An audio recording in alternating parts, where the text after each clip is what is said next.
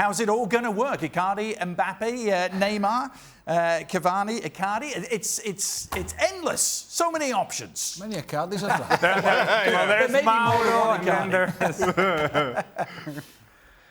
Yeah, you're right. Many options. It's down to Thomas Tuchel now to find the best formula.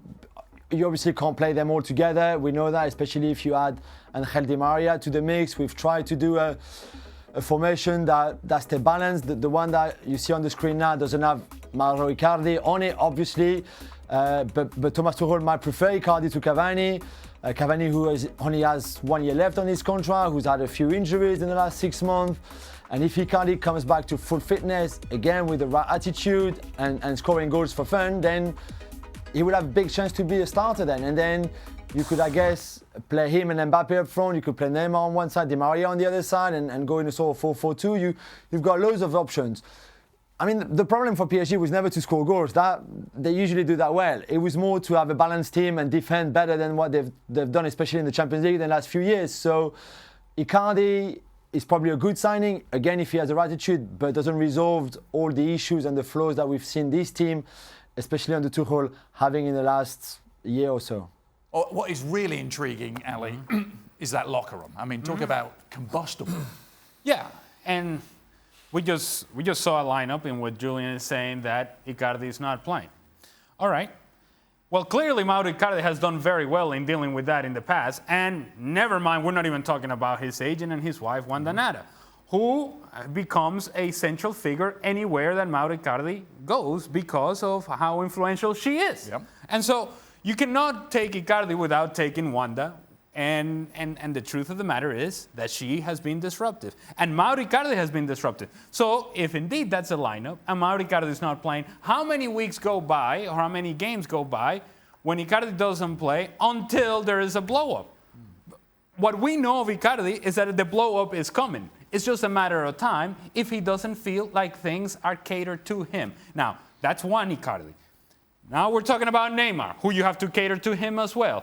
And Cavani, who maybe is feeling like, wait a minute, why are they bringing another player when I'm here scoring goals? And then there's Mbappe, who has the injury, but when he comes back from the injury, he's the star that Craig is talking about.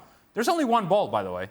I'm just saying. There is. There's only one ball. So the trouble is like Thomas Tuchel can go. It's all very well having depth, but you have to have players that are prepared to accept the rotation. There's not one of those 4 players I think will be prepared. Yes, in lower league and games in France that they're expected to win, some of them against the lower half of the table, a little arm around one or two of them and say, listen, I'm resting you for this game. I don't think that'll be an issue. When it gets to Champions League stuff and all that and the real big stuff, you can't go with 4 players. Yeah. As Joe said, they haven't got the balance behind to be able to play such an attacking team. So something's going to have to give. And that's where Thomas Tuchel's problem is going to be. Well, Jules, I was going to ask you, what's your sense of Tuchel? Does he have the tools to deal with this situation? I don't know. I wish I could say yes, but he looked really lost in the last few games. The defeat at Rennes, I mean, was really bad from him in his coaching during the match, on his starting lineup. He looked a bit lost. Maybe it was the fact that the whole Neymar saga was very disruptive for everyone at the club, and including him and the dressing room, or that maybe he still doesn't know, even more than a year after he arrived, what his best 11 is, what his best formation is even, because he keeps changing all the time and everything. The last thing I would say on Icardi and Wanda is that Leonardo himself has a very good relationship with the whole Icardi clan. And I think that will help a lot, because if Leonardo is sort of used as the guy who would make the link between Wanda and the club, between Icardi and Tuchel, but also being very much there and sort of reassuring everyone and make sure that there's a lot of peace in that dressing room, then it could work. If it can't do that, or if there's more problem than that, Ali is right. At some point, it's going to blow. His decision-making, Jules, is a lot easier at the other end of the park. Keylor Navas arriving, Areola going in the other direction to Real Madrid. It has to be a huge upgrade, doesn't it? It is an upgrade, and Tuchel, to be fair to him, was never an Areola fan, and me neither, and I think a lot of players either, a lot of people either. So Areola was always a very, very promising player. He won the Under-20 World Cup with that great French generation of players born in '93, like Paul Pogba, for example. But he never really kicked on from there, and we've seen him making mistakes last season and the season before and this season as well. And clearly he was not good enough for what PSG are hoping to achieve one day, which is winning the Champions League. And with a bit more money, they probably would have even tried to get even someone bigger or better, whatever, than Keylor Navas. But they find themselves with a better keeper than what they had, with a solid second goalkeeper in Sergio Rico as well. And all in all, they will feel much better equipped in that position than what they were 4 days before.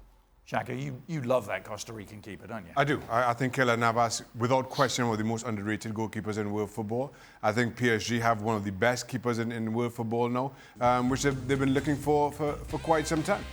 He certainly knows how to win the Champions League, doesn't he? He did it 3 times with Real Madrid. The one thing we have to say about Keylor Navas is he was a perfect fit for Real Madrid. Yeah. And what they needed and when they needed him to be.